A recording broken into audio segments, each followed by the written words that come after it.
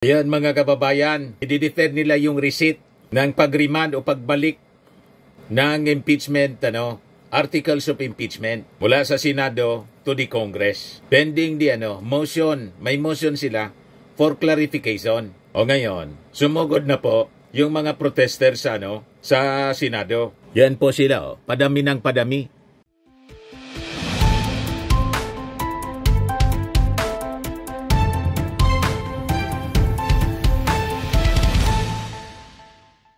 Sila po mga kababayan, si Dante Maravillas, vlogger, broadcaster from Bicol. Nagdi-press con ngayon po yung Congress Prosecution Panel. The person of the respondent has been acquired already.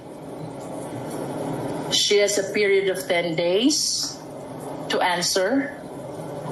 That is non-extendable.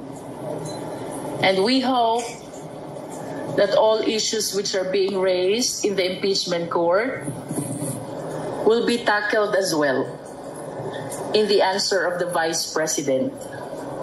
So finally, the people of the Philippines will see from the answer of the Vice President what her defenses are. Isa lamang po ibig sabihin nito, yung pag-acquire po ng jurisdiction ng impeachment court sa ating respondent kay Vice President Sara Zimmerman Duterte, it only shows na tuloy na ang impeachment trial. No one can stop this anymore because jurisdiction has been acquired already by the impeachment court over the person of the respondent. Now, with respect to the action of the Senate last night, the impeachment court requiring us to issue a certification about the compliance with the Constitution with respect to the filing of the impeachment complaint, as well as the second order, and that is for the 20th Congress to confirm whether we will pursue this impeachment complaint. Medyo ang prosecution panel po ay nalalabuan dito sa naging order ng impeachment court kagabi. So we resolve to seek the clarification of the impeachment court. With respect to the first order, application pertaining to our compliance with the Constitution in filing the impeachment complaint, we maintain our position. Sumunod po kami fully and strictly to the requirements of the Constitution. We did not violate the one-year prohibition rule. With respect to the second order, it is impossible to be complied with because, first of all, 20th Congress doesn't it. Tayo po ay nasa ika-labing-siyam na kongreso pa lamang. Mag-a-adjourn pa po and we will be looking forward na mag-convene naman ang pa-20 kongreso ng Pilipinas. That will be on July 28, simultaneous with the SONA.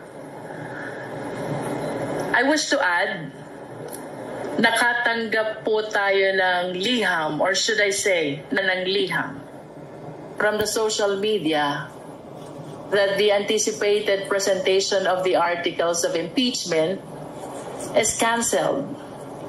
Ang sabi po ng ating presiding officer ng impeachment court, the referral of the verified complaint, the impeachment court mooted already the presentation and the reading of the articles.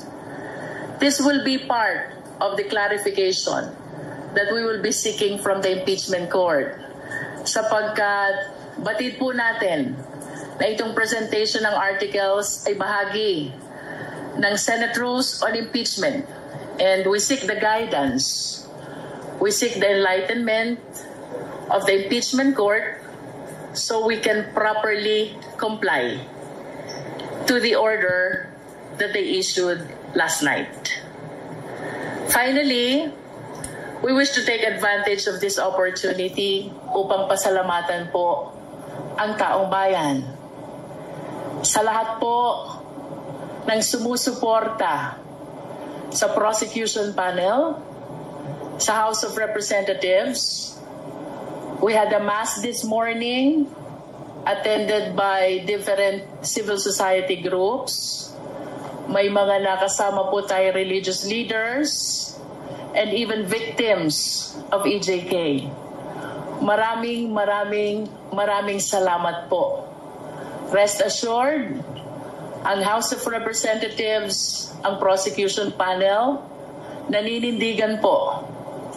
Tuloy ang laban para sa katotohanan, hustisya at pananagutan. Maraming salamat po. Thank you. Who would like to give a message? If none, we will take the first question from Marian Enriquez of TV5. Good afternoon po. Marian Enriquez po, TV5. Ma'am, thank you, Kong Jinky, and to the rest of the prosecutors want to answer. Meron na po bang update kung natanggap na po ba muna natin itong received copy ng articles, yung pinababalik po na articles of impeachment? Meron na po ba from the Senate? We have no official information yet whether the articles of impeachment, which according to you is being returned by the Senate, was received already by the Secretary General. I hope you understand that the members of the prosecution panel here has no participation whatsoever in the proceeding of the office of the Secretary. Let's wait and see kung anong official information ng SecGen. But ano pong action po ng ating prosecution team? Tatanggapin po ba itong articles of impeachment, yung pag-remand? And what was your reaction to that while watching it last night?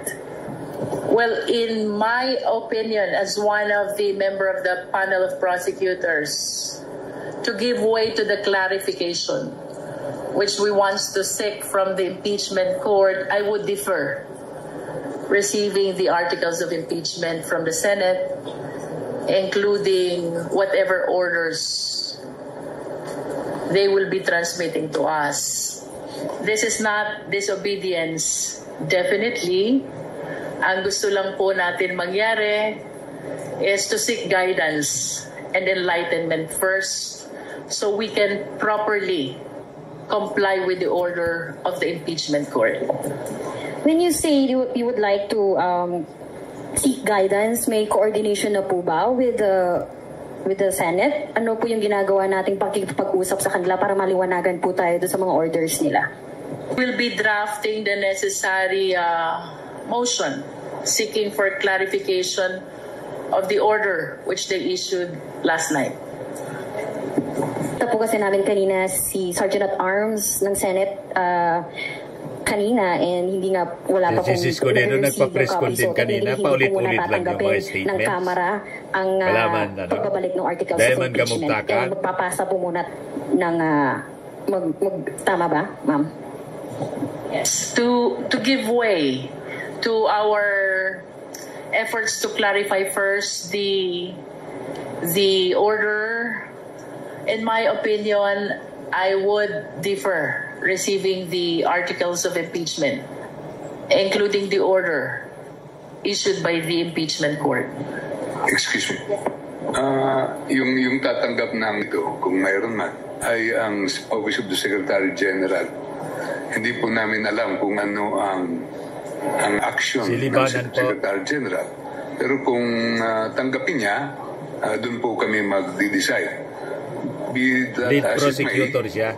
Kami po ay naniniwala na ang power to initiate ng impeachment complaint ay nasa House Lalo na pag pinirmahan ito, in-endorse ng isang congressman at pinagbutuhan sa plenaryo. Itong nangyari dito, hindi lang itong ordinaryong impeachment. 215 of our members signed the impeachment complaint. Kaya first time ito na nangyari na may return sa atin. Kaya nangangailangan tayo ng clarification po dito. Bagamat prosecutors po kami at impeachment court sila, naguguluhan pa rin kami. At hindi namin maintindihan kung bakit ibabalik po ito sa amin. Ano po ang gagawin namin? Yun po ang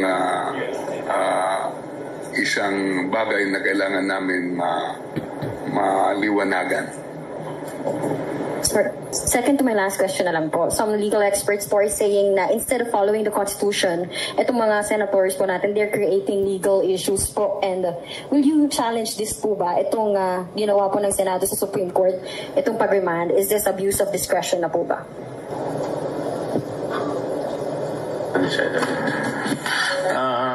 Ito pong sa ngayon, ang si Congressman Chua ng Maynila, Joel Chua, House Prosecution Panel is to submit clarification muna.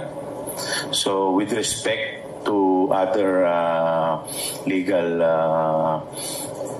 remedies, hindi pa namin to napagdidesisyonan until such time ma-receive namin yung sagot sa clarification. Kung Chua, you also mentioned kanina nagtataka kayo dun sa ginawa nga desisyon ng Senado at sila pa yung nagmosyon ng Senado, and you quote, sinabi nyo po, sila na yung parang nag-aabogado mismo kay VP Sara Duterte. How optimistic are you po na there will still be a fair and impartial trial? Hindi man para maging judge, kundi maging abogado. Opinion ko po, alam ko ano yung opinion ng aking mga kasama. And in fact, nung aking rin pong personal na opinion, ito pong ginawa na pagbalik sa amin ng articles of impeachment ay sa aking paniniwala ay unconstitutional. Dahil wala naman po ito wala naman po ito na kapangyarihan, at ito po ay inaasahan natin na kung meron man mga motion na gagawin po nito ay yung sa defense. Kaya yun po ay aking personal opinion. Anyway, okay na po. Thank you. Thank you. Isa Ubentanyo Umali from GMA DCWB. You're recognized. Isa. Net 25. Magandang hapon po. Umiwi nung status nung article of impeachment in your point of view na kagabi po ay dinicide nga po ng impeachment court na mayroong mga nakita silang mga procedural lapses and constitutional question doon sa 7 article of impeachment, kasi pinoint out din nung mga nag-motion, particularly Senator Alan Peter Cayetano, yung first, second, and third impeachment.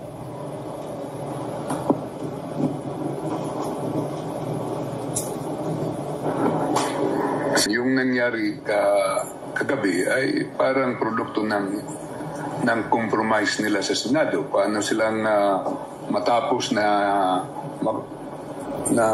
yung usapin. Pero sa kabuuan ay tuloy ang impeachment, ang proceedings, ang trial. Kasi pinasagot na po yung ating Vice Presidente at binigyan siya ng 10 days to answer. Ibig sabihin, buhay na buhay dahil pag sumagot ng ating Vice Presidente ay matutuloy na. Bagamat nandun na tayo sa period na patapos na ang 19th Congress at magsisimula na yung 20th tuloy ang Congress. impeachment. Sa amin naman, may gusto Nag-fail silang sila na ma-dismiss. Panalo pa rin po. Palagay ko po yung nagsusulong ng ituloy ang impeachment trial. Gustong makasiguro, pero makikita po natin kung masatisfy kami sa hinihingi nila, wala namang problema nga yun. Parang certification requirement lang at any rate, it is presumed that there's the presumption of regularity in the performance Dilatory of po, official tactics. functions. Lahat ng nasa gobyerno, yan po ang presumption, at maliwanag ito na 215 na nag-endorse sa impeachment complaint. So, ang take namin, tuloy po ito. So, in your point of view as prosecutor, particularly Congressman o Woman Listro, ma'am, na nag-acquire na ng jurisdiction yung impeachment court dahil pinadala na ng summon ang respondent. Pero hindi kaya yung summon na yon pending the action of the Senate last night na kine-question nila yung regularity ng article of impeachment, hindi kaya yun magamit ng depensa para questionin nila na anong sasagutin nila doon sa summons? Well, in fact, the article of impeachment was remanded to the House of Representatives. Under the rules, and even in ordinary courts, not just the impeachment court, yung service ng summons, that triggers acquisition of jurisdiction. Ayun. And that is why I said earlier, we welcome this development. Bagaman naguguluhan po kami dun sa order kagabi, we are happy and thankful to the impeachment court because finally, the summons has been served already to the Vice President. And as I have stated, this only shows tuloy na tuloy ang impeachment trial. I wish to believe na yung hinihinging certification ng impeachment court is only a clarification or perhaps affirmation ng naging compliance ng Senate filed the impeachment complaint. Correct. But I wish to Bigo pa rin si humbly Bato. invite the attention Bunggo. of the people to the ruling of then presiding officer Juan Ponce Enrile during the time of the impeachment trial of Chief Justice Corona. Ang sabi po niya doon sa resolution, when there is compliance in the two basic requirements, that is the signature by at least 1/3 of all members of the House, and there is the verification, the filing of the impeachment complaint already enjoys presumption of legality. And that cannot be questioned anymore unless there is strong controverting evidence. Napakaliwanag po niyan. And I believe that this is still a very good law which should guide our impeachment court. No? Gusto ko lang pong balikan yung inyong question kanina. Anong status ng articles of impeachment considering that there are efforts to return? I humbly believe that the case is very much active and alive. Why?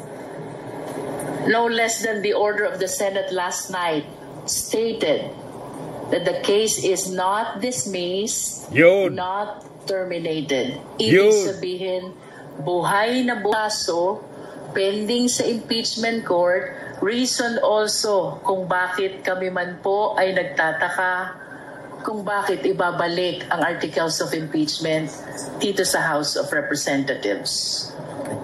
One last point from my end. Ma'am, since we know na co-equal body ang Senate, House of Representatives, the House of Representatives will initiate the impeachment. The Senate will be the trial court. Since na hindi ba ito isang insulto sa co-equal body? Po po yun sa aming pinagtataka dahil normally po, ang magtatanong po niyan o magko-question niyan yung mga abogado ng respondent. Kaya nga po kami po naniniwala na ito po ay hindi sakop sa trabaho ng impeachment court dahil yung pagko-question po ng mga legality ay dapat po ay sinasagot o tinutugon po ng korte at hindi po ng impeachment court. Bagamat kami po ay co-equal body, ang House at saka ang Senate, sa pagkakataon pong ito ay medyo naiba kasi impeachment court na sila at prosecutors po kami. Kaya parang nakikita natin parang sa husgado, may mga orders ang korte. Ngayon, kailangan din kami mag-clarify dito. Pero sa dulo ay kailangan ang taong bayan mapakinggan po dito. Kaya kung kinakailangan makinig kami at gumawa ng mga hakbang para matuloy po ito ay gagawin po namin bilang public prosecutors. From Inquirer Online, please proceed with your questions. Natanong na po, Sir Sen, Ma'am, natanong na po kasi yung tungkol sa yung pagiging quasi-judicial ng impeachment court na merong mga proseso na ina-adopt yung impeachment court na galing sa mga regular na courts. Pero pwede kaya maging dahilan po ng Senate na dahil hindi naman sila korte, pwedeng mag-motion yung mga members ng yung mga senator judges. Pwede kaya maging dahilan yun. Kasi technically po, sa korte, di ba, hindi naman po nagmo-motion ng judge. Tumatanggap lang po sila ng motion. Pero dahil quasi-judicial po, pwede po kayang mangyari yun. Medyo naiintindihan ko po yung pinanggalingan ng pagtatanong ninyo kasi nung nag-oath pa lang sila ay kailangan silang maging impartial, di ba? Doon sa oath pa lang ng mga senador na nagko-constitute sila na impeachment court. Pero nakikita naman po natin na pwede nilang gawin kasi ginawa na nga kagabi. Pero whatever it is, kami pa rin ay may respeto sa kanilang proseso at nagagalak din po kami na ipagpapatuloy po ito. Kaya nga, binigyan na ng summons ang ating Vice President. Po kasing previous briefing na sinabi Representative Zamora na hindi ipupull out ng House yung articles of impeachment from the Senate dahil walang mechanism sa 19 to do that. Is this sentiment shared by everyone or would it be the basis of the clarification? As far as the prosecution panel is concerned, no? Maliwanag naman po sa Constitution. The House of Representatives has the exclusive power to initiate all impeachment cases. Tapos na po ang trabaho ng House of Representatives in as far as initiating the impeachment complaint is concerned. Hindi po tama na ito'y aming amyendahan at lalong hindi tama na ito'y aming i-withdraw. As a matter of fact, the ball now is in the hands of the Senate. Mali po, unconstitutional yung ginawa ng mga senador po. Mas magaling yung Congress. And by deciding, dalawang bagay lang po yun. It's either they acquit or they convict. Correct. Sabi ng mga constitutionalist. Yan po from my end. Naintindihan po namin yung courtesy na in-extend ng prosecution panel sa impeachment court just like in any other legal proceeding. Pero to break the ice, gaano pa po kahaba yung pasensya nyo? Ang dami na po kasing nangyari na parang delay, ganyan. Dapat po nung February, ang tingin nyo, dapat doon na nag-start. Pero gaano pa po kahaba yung pasensya? Kaya pa po pa? Ngayon natin yung prosecutor na may pinakamahabang pasensya dito. Sino ba sa atin may pinakamahabang pasensya? Bel, would you like to answer?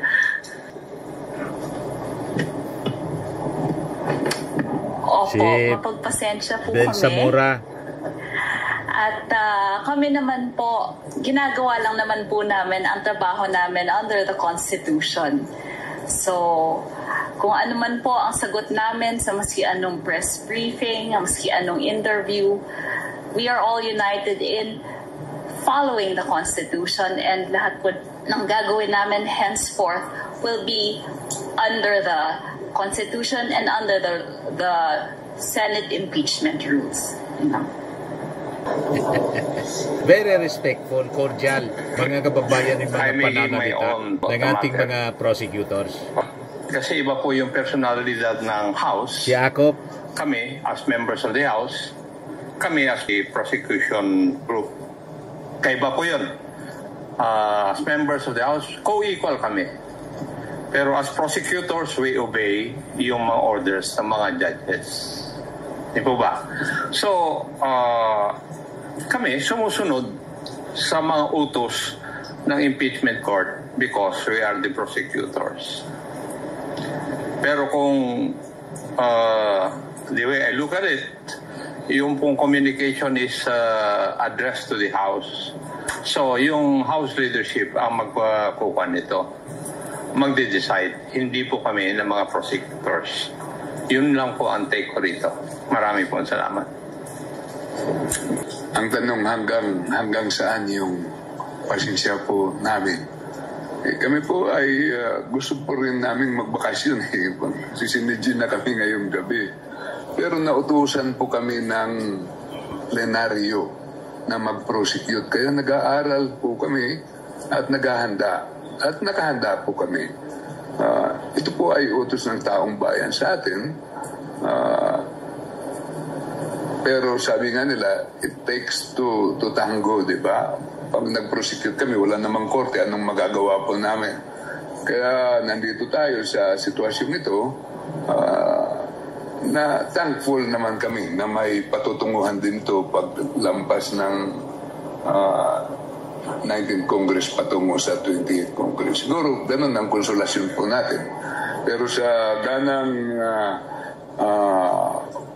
sa House na party, nandito po kami at gagampanan po namin sana ang aming tungkulin ngayong 19th Congress. At kung kami po bibigyan ulit ng ganong duties and responsibilities, lalo na lahat naman nanalo yung nandito, at mag-iba pala except isang prosecutor namin, gagawin pa rin po namin yung aming katungkulan. Yung aming tungkulin. Maraming salamat po. Jonathan Nandal of GMA 7. Guidance and directive ni Speaker. Ng articles of impeachment. Meron po ba? If ever? Wala po namang isnasabi sa amin si Speaker. Nandun ang ating Speaker yata, very busy ngayon sa pag-inspection ng San Juanico Bridge. At andito na tayo, hindi na kailangan nito ng guidance ng Speaker. Tayo po ay binigyan na ng tungkulin ng plenaryo. Kaya siyempre, nagmi-meeting na lang kami kung anong susunod na hakbang na gagawin namin. Sa ngayon po ay yung clarification kung ano man pag dumating sa atin yung kanilang communication. Paggabi, 1850. 17? It's 18. 18.5. Okay. 18.5. Yun yung... sa tingin din ba yung... May mga nagsasabi na baka yun na rin yung posisyon ng mga senador at maging boto pag umusad yung trial. Naniniwala po ba kayo ron? It's very hard to preempt kung anong magiging decision ng mga senator judges until and unless we have concluded the presentation of our evidence. That is why we really have to follow the Constitution. And the mandate by the Constitution to the impeachment court to try and to decide. No? Mahirap pong isipin o sabihin na yung boto kahapon, ayun na rin ang magiging boto sa impeachment case sapagkat wala pa po ni isang ebidensyang naiilatag ang prosecution. No? Until and unless we are presentation of all the evidence, I think that's the time we begin to ano kaya ang magiging boto ng ating mga senator judges. Okay. Vivian Gulia from ABS-CBN. Go ahead. Okay. Ma'am, as far as the Senate is concerned, ang decision po nila ay i-remand sa House of Representatives yung articles of impeachment, but ang House po ayaw munang tanggap articles of impeachment while seeking clarification. Will it be accurate to say na mayroon pong deadlock? I don't think so. We are not defying the order. We are not disobeying the order. What I said earlier, we are deferring the receipt until we are clarified on the actions taken by the Senate last night. Ano ba yung tatlong actions? Number one, they're asking for the certification of the House of Representatives that we complied with the requirements in filing an impeachment complaint. Itong requirements po na ito ay ang pagpirma ng at least 1/3 of all the members of the House and the verification, of course, at non-violation of the one-year bar rule. We are certain, and it is in the face of the impeachment complaint, that we are fully and strictly compliant with the requirements of the Constitution. Kanina nabanggit ko na rin po ang resolution ng then presiding officer Juan Ponce Enrile when there is compliance with the first two basic requirements. The filing of the impeachment complaint already enjoys the presumption of legality, that it cannot be questioned anymore unless there is strong evidence to the contrary. No? Pangalawa, they're asking for the confirmation of the 20th Congress, whether it will pursue the impeachment complaint against the Vice President. How can this order be complied when the 20th Congress does not yet exist? Wala pa pong 20th Congress. Nasa 19th Congress pa lang po tayo. So, who will comply? The second. Number 3, bagaman ito po hindi order nila, but I saw a letter in the social media, rendered moot ang presentation of articles because the verified complaint has been referred already to the impeachment court. Ito po'y gusto namin ma-clarify lahat sapagkat yung una, we are fully compliant with the Constitution. Yung pangalawa, wala pang 20th Congress. At yun pong pangatlo, the presentation of articles, that is part of their own rules. And we are ready to present the articles. Why suddenly biglang rendered moot when no less than the impeachment of the Senate provides for the same? Again, defy. We do not disobey. We are merely deferring receipt of the same to give way to the clarification of all these issues surrounding the actions taken by the Senate last night. That is in as far as I am concerned, as part of the prosecution panel, because as I have said earlier, hindi naman po bahagi ng trabaho ng prosecutors ang pagtanggap nung ibinabalik na articles of impeachment, including the receipt of whatever order issued by the Senate, especially if it is addressed to the House of Representatives. Let us wait and see as to the action that will be taken by the Office of the Secretary General. Pero may assurance po ba na susunod kung halimbawa ma-clarify na po or depende pa sa magiging response ng Senate? As soon as this is clarified, and the clarification is in accordance with the Constitution, the Senate rules on impeachment and other existing laws, we will certainly abide. Dahil kagaya ng sinabi po ng aking mga kasama, ibang usapan to, impeachment court ito. Sila po ang judges at kami po ang prosecutors. We are morally bound to follow the orders of the impeachment court. Clarification lang din, ma'am, kasi last day na po ng session today. So wala po bang compliance na mga ngailangan ng House plenary action? At this point, what we are considering is to prepare a motion seeking for clarification. Sa tingin niyo po ba yung ikalawang utos ng Senado ay parang admission na rin na pwedeng tumawid sa 20th Congress itong impeachment trial? That's the way I see it. And that's one of the several things that I wish to welcome. Yun pong kautosan nila na address sa 20th Congress, indeed, is an implied admission already that we can continue the impeachment trial until the 20th Congress. Final clarification. Yung withdrawal ng impeachment complaint or articles of impeachment by the House, it's off the table. Tama po ba yun? And are you considering to bring the matter to the Supreme Court? About the impeachment complaint being withdrawn, that is outside the power of the Congress already, because we have concluded our function and power to initiate the impeachment complaint. Tapos na po yun. The ball is already in the hands of the Senate, whose duty is to try and decide. No? Walang amendment, walang withdrawal na manggagaling po sa House of Representatives. Hindi po yan pinapayagan ng Constitution. And then your next question? That is a matter that we have yet to discuss.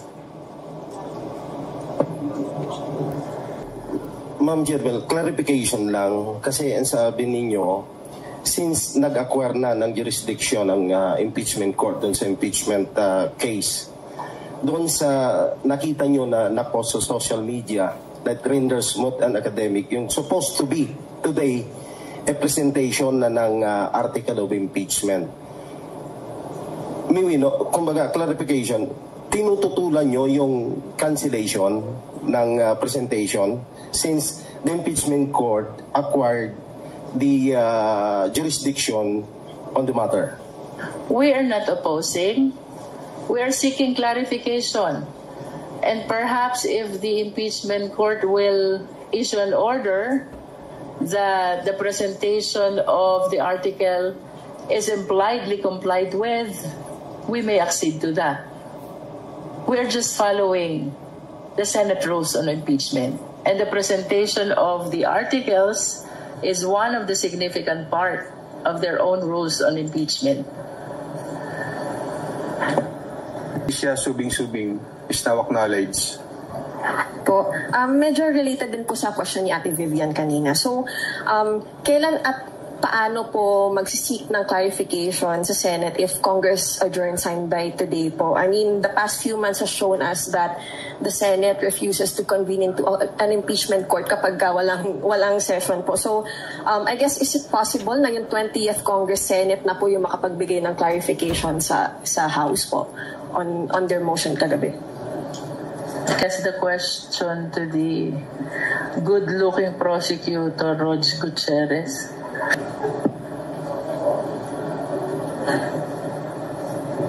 Sorry, just to be clear, can we have a repeat of the question? Kailan and paano po magsisik ng clarification yung House prosecution regarding the move by the Senate yesterday? Kasi as the past few months have shown us, hindi po ayaw mag-convene ng Senate as an impeachment court kapag walang session. And so we can expect that until June 30. So is it possible na sa 20th Congress Senate pa po magkaroon ng clarification sa mga tinatanong ng House? To be frank lang po, I don't think it'd be a fair statement to say we cannot preempt the impeachment court. We cannot substitute their decision. We cannot say for sure that they will not convene po, no? So what is very clear for us here in the prosecution panel is that we will be seeking clarification, and it will be addressed not to the Senate but to the impeachment court. Now, the question of whether or not they will convene, I think that only they can answer po. No? Tama po ba yung pagkakaintindi ko? You will file, you are preparing a motion to be read at the plenary later po? Clarification. And then my second question po, it seems that you and other legal experts agree po na the Senate does not have constitutional power to remand po. So, in your opinion, does the House have the power to reject the remand? Is that a possible pathway for you? Of course, I don't know if we can speak for everyone po, no? But from our understanding and as per what we have discussed earlier, I think it's very clear. Originally, although they are co-equal as members of the House and as members, senators, very different po yung dynamics when we are now talking of the impeachment court and the prosecution panel. All that we can say for sure is that we believe that we have followed the Constitution. We are confident in that the proper processes were obeyed. So if there is that remanding, whether or not that would be within their powers, that would be something not for us to decide. Now, when it comes to rejection, it's, for lack of a better term, we would probably, like we mentioned, we would defer po, no? Just to be clear, so we are deferring for pending clarification. Now, once the response has been received, then again we will decide po, no, if it is clear enough that it is something that we can actually comply with po, no. I hope that would clarify it. So yan mga kababayan, i-defend nila yung receipt ng pag-remand o pagbalik ng impeachment, articles of impeachment mula sa Senado to the Congress. Pending the motion, may motion sila for clarification. O ngayon, sumugod na po yung mga protesters sa Senado. Yan po sila, padami ng padami. Look, protesters fill the streets of Jokno Boulevard in front of the Senate building as they call for the Senate to take its role in impeachment court seriously as part of its constitutional duty. Mula sa Tindig, Pilipinas, Magdalo Akbayan Party. Panagutin sa pera ng bayan. Padami ng padami mga kababayan. Ito po, mabalita pa, big business group deeply concerned over stalled Duterte impeachment trial. Grupo ito ng MAP, Management Association of the Philippines.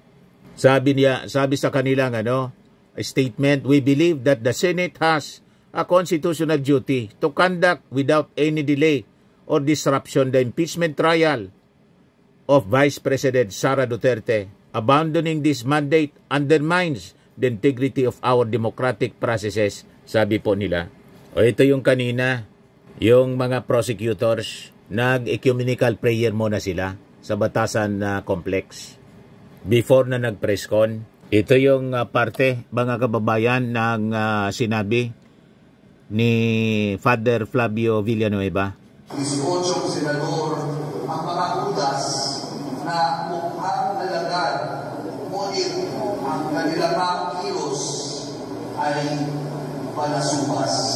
Tinawag na mga hudas, balasubas, yung Senado. Pangyarihan bilang hari ng saligang batas, ngunit ginamit ang poder at hugas ang kamay upang imbis ang hari ng katotohanan ng biyandaya, pinili ang kamatayan at si Barabas.